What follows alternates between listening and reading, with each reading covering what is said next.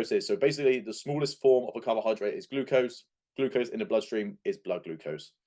So what we have to know is that we have three main macronutrients, which are proteins, fats, and carbohydrates. Only two of these macronutrients are essential to the body. So by essential, meaning we have to get these through our diet, otherwise we will die. Okay, so we need to get certain amounts of protein through the diet. So we need essential amino acids. So these are the smallest constituents of proteins. These have to be consumed via the diet.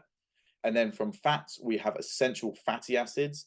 Again, these have to be consumed from the diet.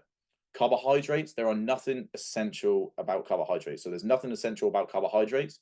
So this is why it can often be wiped out of people's diets and people still survive. So this is why things like the ketogenic diet can exist, or the carnivore diet can exist, which has been popularized recently. Or obviously you can just go very low carb. So carbohydrates are not essential to the body. However, they are actually so essential to the body that the body makes it itself.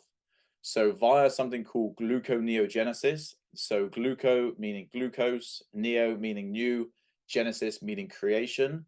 So this is the creation of new glucose. The body can take other substrates such as glycerol or lactate, and it can turn it into glucose. So the body does need glucose, so it is very important. So it is important to get it from the diet, which I'll explain in a minute, because it is useful for so many different systems and organs within the body. So this is just a few of the systems and organs that utilize glucose as its primary fuel source, and more importantly, its preferred fuel source.